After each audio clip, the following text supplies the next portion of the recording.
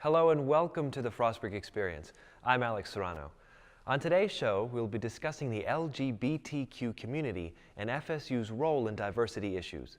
We'll also hear about the steps the university is doing to improve community relations. Later in the show, we will be joined by Ms. Robin Wynder and Dr. Julie Hartman-Linck. They will be discussing how the LGBTQ community has grown on campus and what the university is doing to promote and protect diversity. We start this episode of the Frostburg Experience with a look at how the Japanese culture uses fashion. Here's field reporter Derek Lefwich with more. Fashion is a form of expression.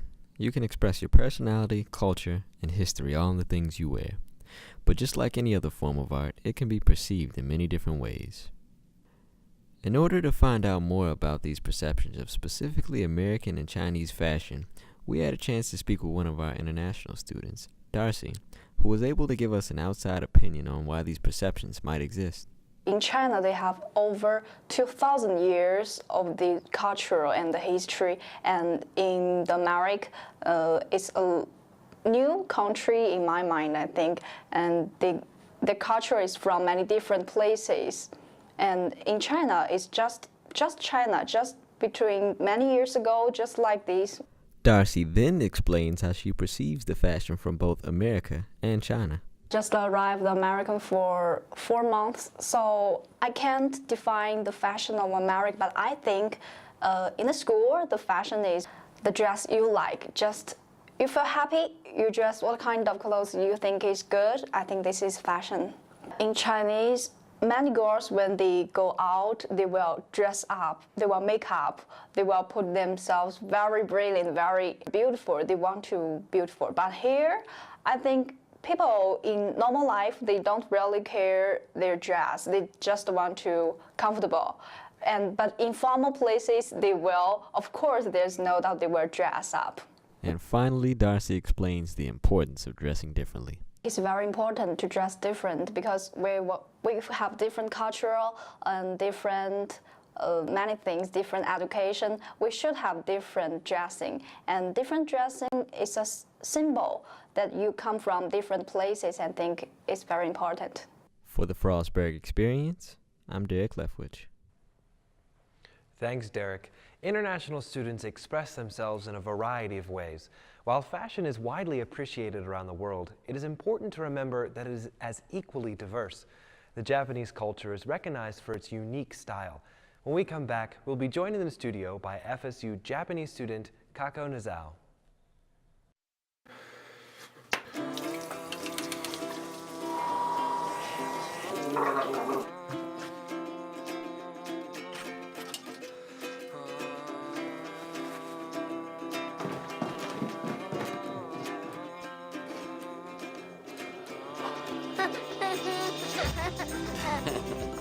Hungry? Yeah. The smallest moments can have the biggest impact on a child's life. Take time to be a dad today.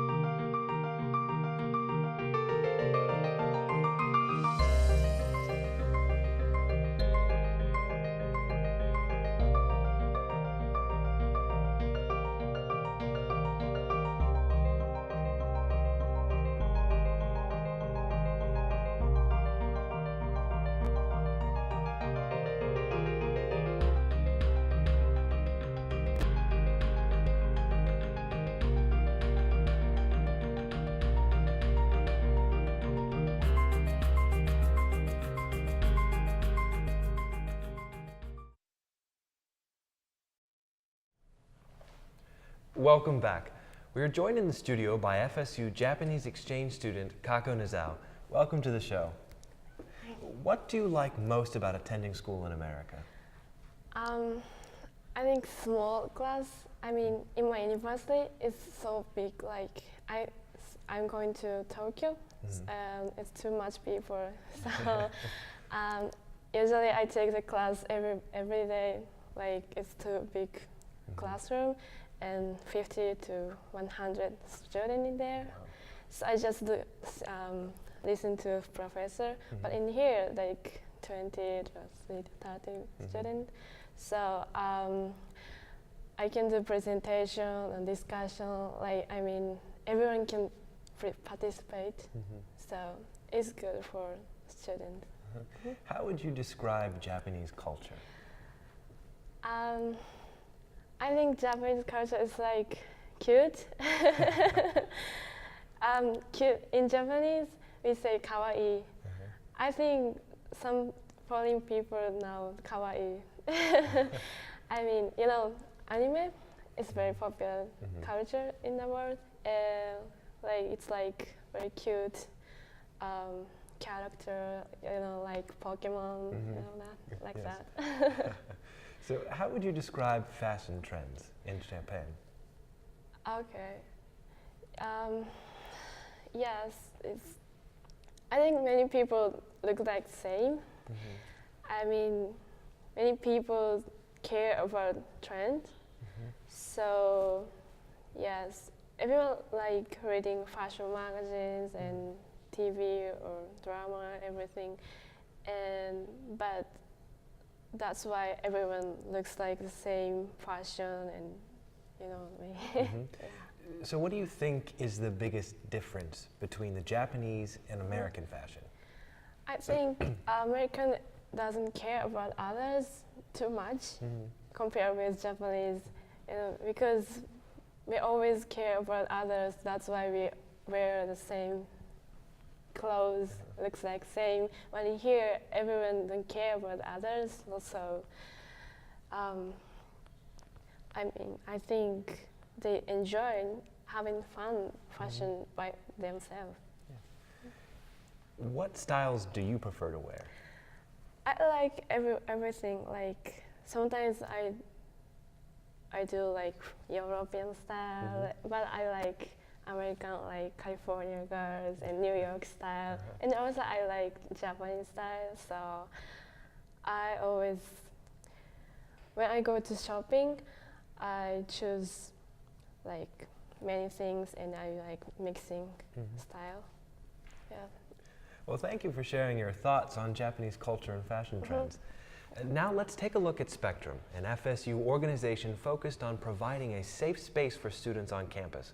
Their goal is to also raise awareness of current issues regarding the LGBTQ community. Here's Abby Rigney with more. Happy National Coming Out Day.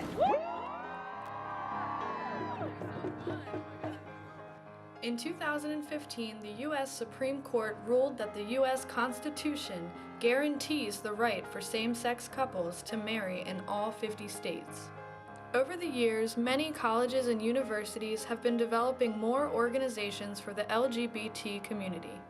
Frostburg State University has an organization called Spectrum. The club has worked tirelessly to bring an open and accepting atmosphere to FSU. They strive to provide a safe space for everyone on campus, to promote equality for everyone, and to make a positive impact on the Frostburg community for LGBTQ students, faculty, and youths. I spoke with club member Jessie Anderson to learn a little bit about her experiences with Spectrum. I think it's a great club. Like, I have so much fun here. I've made so many friends, and I think it really helps people on the campus connect with, you know, it's really accepting too of anything. So even if you're straight, you can come to this club and feel welcomed.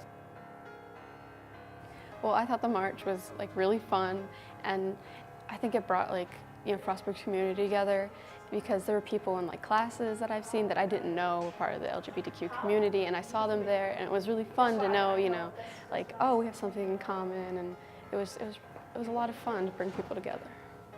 And I'm going to speak on this because it's important that I recognize that we as a whole can overcome those other small obstacles if we become a we. But within this community, I recognize that things like sexism and misogyny does not allow everyone to have an equal space at a table.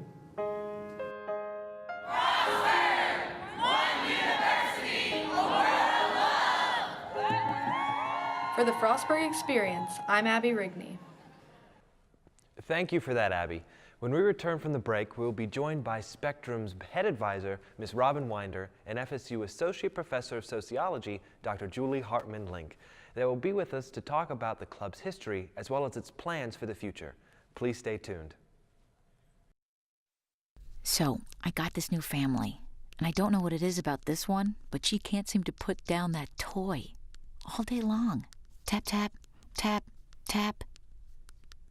Oh, and she even talks to it. She talks to that more than she talks to him. What's up, bro? Nice shirt. Who's she talking to? Her mom? She talks to her mom a lot.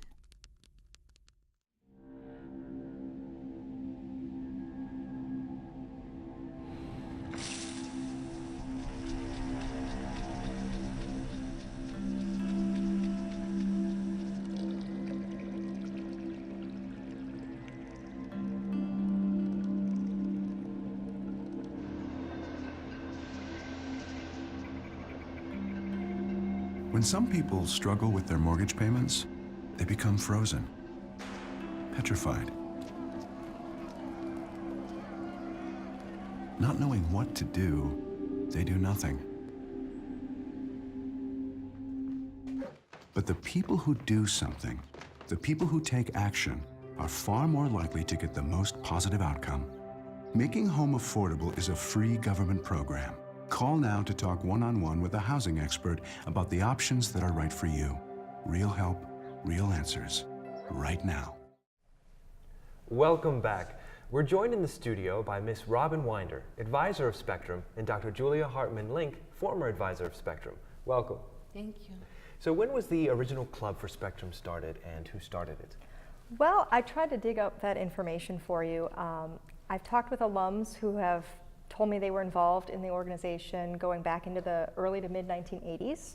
So we know it's had a long history here at Frostburg, but it has kind of ebbed and flowed. I know the more recent iteration started in the early 2000s. Father Ed Hendricks, who was at the Osborne Newman Center, and Dr. Linda McCullough, who's now retired but was in the theater department.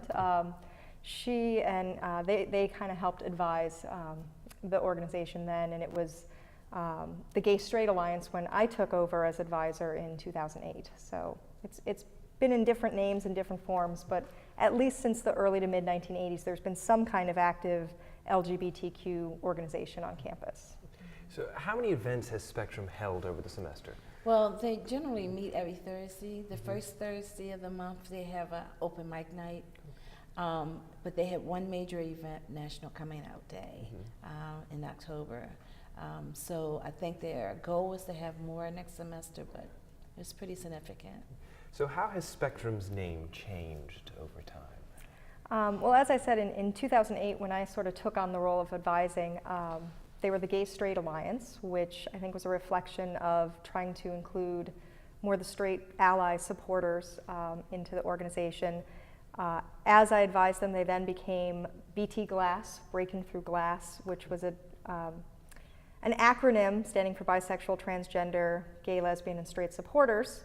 And that name change came with the idea of putting the B and the T, which are so often at the end of the LGBT, at the beginning, for one, but also the idea of breaking through the glass, like smashing stereotypes about the LGBTQ community.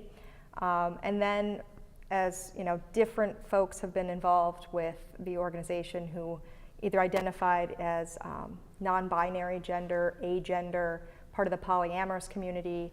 The organization kind of changed to Spectrum to incorporate all the different identities that are part of the gender and sexual minority community. What is Spectrum's hope for the future of the club? For the future of the club, they hope to be successful in increasing the sense of safety and the welcoming atmosphere on campus. They feel pretty safe on campus. In the community, not quite so. They also want to increase their membership. It's, of course, primarily for students who are part of that identity group, but also for allies. And so helping people become more aware of the role of an ally, the needs for ally, and working together. Mm-hmm. Good. So how has the number of club members grown over the years? Well, at least in my time, and Ms. Wynder can kind of talk about current numbers, it's really ebbed and flowed. We've struggled sometimes to even have a full exec board where you have, president, vice president, secretary, and treasurer, so having at least 4 different people. Other times, I've been to meetings where there were 30 or 40 students who were in attendance. So it's really kind of changed, semester to semester even, not even necessarily year to year. I would say typically the group has usually had 12 to 15 really core members who, show up meeting after meeting and are more involved in the organization. But of course, as is the problem with every student organization, right, you have leaders that come in and they do something silly like graduate, and you have to, as much as we love to see them, see students move on. How dare they, right? Yeah. How do we rebuild after they've moved on sometimes is a problem. So we have had rebuilding years where we've kind of struggled for membership after having like a big graduating class that has left us. But so there's been times that there's been more or less, but usually there's a good number of folks that are involved. If someone wants to get involved, who should they contact? They can feel free to contact me as advisor in the Center for Student Diversity, Equity, and Inclusion. They could go on Bobcat Connect. They could look at the Facebook page. They can also contact the current president, but of course that's going to change with the year. Janelle Stout, also known as Blue, is the current president. What more do you think the university can do to help embrace diversity on campus? I think a lot of it is about messaging and making sure students know where they can get help when they are having issues. A few things I think the university has done that have been great on this particular issue is several of us, myself included, and Ms. Wynder, helped to create the Safe Zone program here on campus for faculty and staff as well as student leaders who want to be recognized as allies to the LGBTQ community. It's a training, and then you get sort of a little card that goes on your door that you can show, I've been through this training, I'm an ally, and a safe person to talk to, a safe zone on campus. And I think that's been a great program. I think, putting some more resources behind that. We haven't been able to have trainings recently, and I know there's quite a few faculty who would like to be trained as allies, so I think putting some more resources into that kind of programming, and again, sending messages about how to get help and support, whether it's an issue with gender identity and sexual orientation. The Office of Title IX is a good resource for that, as well as the Office of Diversity, Equity, and Inclusion. And also, in my own role in women's studies, I'm more than happy to talk with students and try to help them, sort out what's going on and be a supportive person for that as well. Well, thank you both for your insights on Spectrum and how it has evolved over time. Let's now turn our attention to the University Police and Community Relations. Here's Derek Lefwick with a look into a new initiative being embraced by FSU Police Department. In America, multiple decisions made by police have become questioned because of a combination of misrepresentation of video evidence and excessive force. In order to combat this mistrust, multiple police departments have decided to volunteer on the use of full-worn body cameras. Frostburg State University's campus police is one of those police departments. Here at Frostburg State University, we had a chance to speak with the chief of Frostburg State's campus police, Cynthia Smith, who was able to further explain the background behind the use of these cameras. The body-worn cameras have kind of been out there probably for the last 2 years or so. It's a new technology. I'm sure you're aware there's been instances across this country where law enforcement's actions have really come into question. Practically everyone has a cell phone, and cell phones can produce video. So really, when you look at body-worn camera, it's just another piece of the puzzle. It's a piece of video that comes from an officer's perspective, or multiple officers if you have multiple officers on a scene. They're never going to provide all of the answers, but it's just another piece of the puzzle. The chief then elaborates on how the body-worn cameras were received by the students and the impact they have had on the relationship with the campus community. The technology and the fact that we were deploying it was enthusiastically embraced. So I think, yes, I think, I can say without reservation that it has helped to build and reinforce and really cement our relationship, because I think we've worked really hard to have good relationships with our community, and this is, again, just another piece of continuing to build and foster that relationship. There's always some truth to two sides of a story, but with the implementation of body cameras, you can find the full truth with independent perspectives and full transparency. For the Frostburg Experience, I'm Derek Leftwich. Thanks, Derek. When we return, we'll be joined in the studio by Sergeant Tom Bevans, one of FSU's police officers. He will talk about why the department is voluntarily using body cameras and the positive difference they hope to make. More coming up after the break. Stay with us.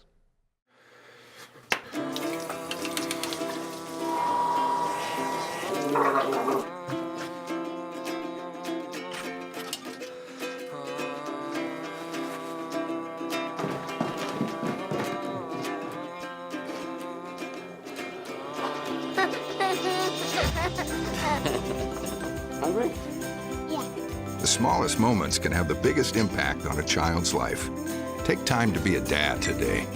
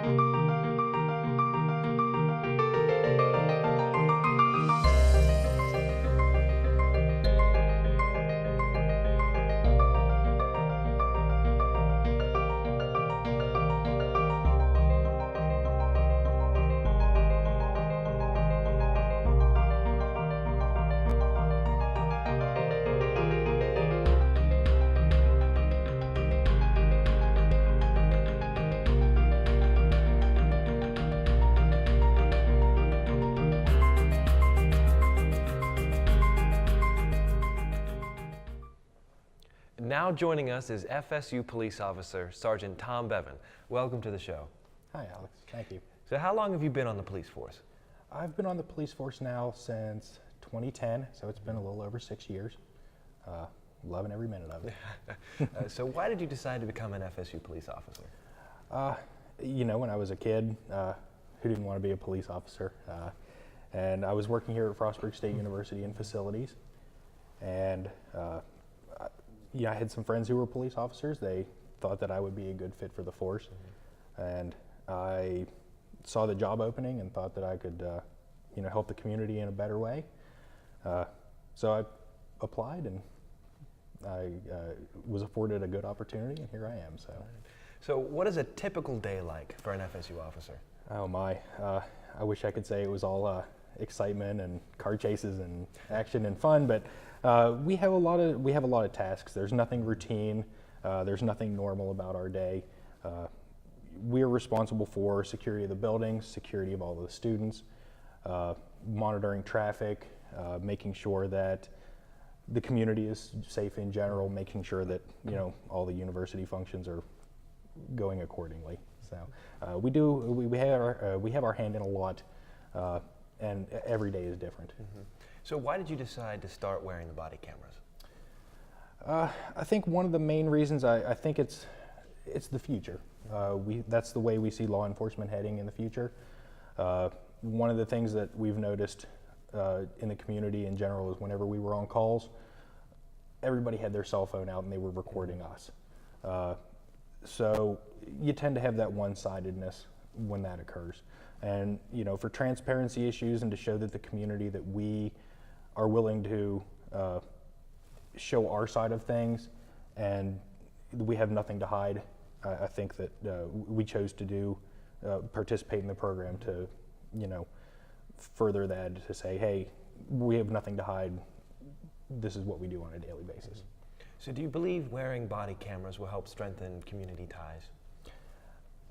I don't think it can hurt. I think it will definitely help, and it seems to be a positive thing up to this point.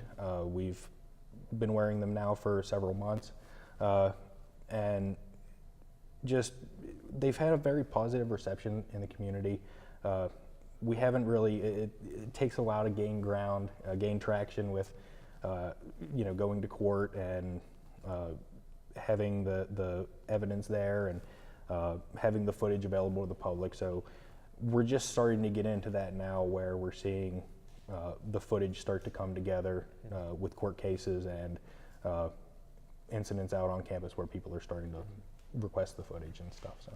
So how has the FSU Police Department worked to strengthen relationships with on and off campus communities? Well, we've always had a very good relationship on campus. We've always been doing crime prevention activities, participating in ORI presentations, active shooter presentations. We've earned the Governor's Crime Prevention Award, I believe, and don't quote me on this, I believe it's been every year since 1990. So we've got a long history of crime prevention on campus.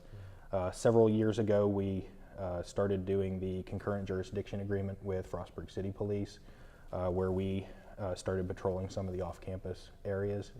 Part of what we did with that was to do knock and talks with locals as well as students who were residing off campus, just to strengthen those ties, just to let them know that the police are around, we're keeping an eye on things, we're trying to make sure everybody's safe.